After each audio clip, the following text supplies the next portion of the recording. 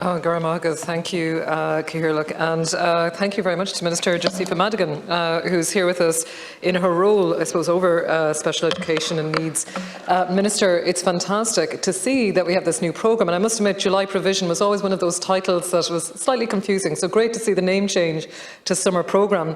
I've spoken with a couple of principals this morning to get some feedback, and I think it is extremely welcome, the actual timing of this announcement. I think it was very challenging, sort of the late announcements around the summer programme probably in previous years. So the timing of this, I think, is extremely welcome. It will allow principals, it will allow schools to plan ahead and to actually have people in place, because if you're leaving it, I suppose, to the very last minute, it's very challenging in that way. So I think the schools are very positive around that. As you've mentioned in your speech and in your release as well this morning, Minister, you know, all schools would have an opportunity to run this programme. And I mean, we're looking at over 4,000 schools. I mean, you've got about 3,200 or so primary. You've about another 770 or so post-primary. So we have 4,000 schools here really that can benefit from this summer programme. So it really is an initiative that I think all schools could really take up, and we need to look at how we can support that within the Department of Education. I mean, it's very, I think, as has been mentioned, and you highlighted it yourself, that it would be important that where possible that it's a school-based programme, and where necessary that it's in another shape or format. But that I do think that this has been offered through the schools in a school setting is really crucial, and is a real support for students over the summer months. As you've mentioned, Minister, fantastic to see that over 45,000 pupils will have participated. I mean, that's 1,000 of schools, nearly a quarter, I think, running a programme. It is an increase of about 18%. Hopefully, you know, we would have targets this year. And I suppose, Minister, you might like to speak to maybe what targets we would like to see in terms of the numbers of schools that might complete this programme with the amount of funding that we see here with the 40 million. Minister, you noted that there was an expanded summer programme in 2020, and that you yourself, you know, introduced the first ever inclusion summer programme in 2021, and that allowed for, I suppose, all the children that would be in special classes, but that we would have these summer programmes in primary, post-primary and in special schools. I suppose in the region that I represent in Roscommon and Galway, we have DEIS level band 1 schools, in our town. We also have the very first, I suppose, primary school, one of the only primary schools in the expansion of DEIS was actually in the Banaslow area. So there are challenges there around Pobble, around sort of, challenges for young families, and particularly around the social backgrounds here. Minister, I was very interested to hear, I suppose, within the DEIS programme that you've numeracy and literacy camps. I think that's absolutely crucial. I think supports for students at that early age, along with the children and the students from the Ukraine, over 1,000 I think you've mentioned, that have attended some of these camps. The home-based programme, I suppose, one other thing I'd really like to explore, and maybe, Minister, if not now, perhaps at another stage, but just around the way that we can develop this programme. So one of the key things for me, I think, is the transition sometimes from primary school to secondary school, and again from secondary school to third level. And they always say that this can be a very stressful time for students, for their families, just around that piece of the transition.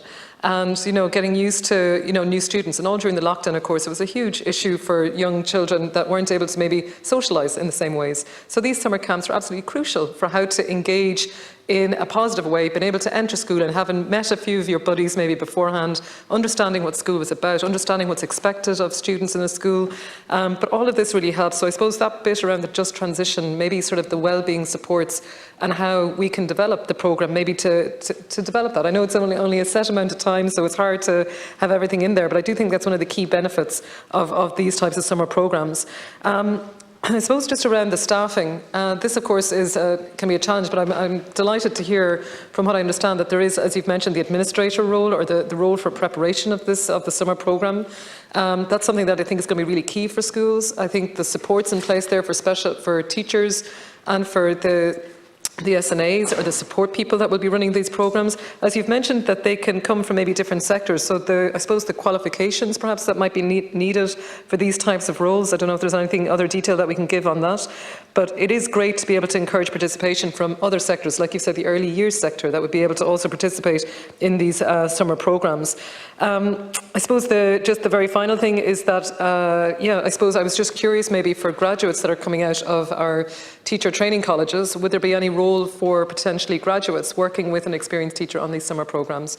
I suppose it was just a way perhaps for students, if they are during the summer, perhaps it's only when they've graduated, but is there a role potentially for them during their years of study?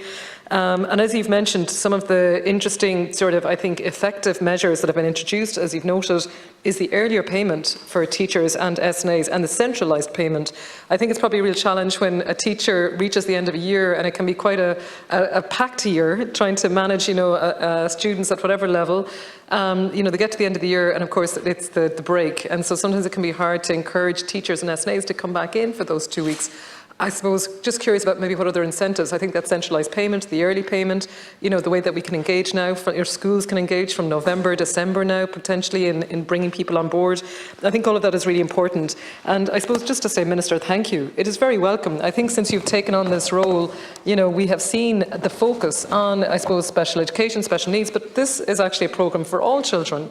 And I suppose that's what's really wonderful. It's for all children, it's for all schools. Currently we have 1,000 schools that are benefiting out of this programme, and it just would be wonderful to see this been rolled out and for more schools. So really just around potentially your vision or targets for what this might look like. Senator Dolan, just for your own information, in Galway there were 45 different summer school schemes this year, looking after 726 children, and in Roscommon there were 11 looking after 249 children. We'd love to see that obviously increased next year as well. And you mentioned around targets, and we have a large number of students, who do home-based home-based summer programme, and the target is to move these students to a school-based scheme. So really, and you also asked about my vision, and that's really the vision, and it's a very simple vision. We want all children who need the programme to have access to a school-based programme. I think that's really, really critical. In relation to staffing, you mentioned that as well. We have been engaging with Simon Harris's department, to see if we can engage students from other disciplines as well as students that we have already opened it up to. I think that could be beneficial for everyone taking part, for the student and for the school and for the children as well. So, the bottom line from what all senators have said here today, we're all saying this, we all want actually the same thing. The department wants the same thing. I want the same thing. Minister Foley wants the same thing. We all do. So it's just to make sure that we deliver that.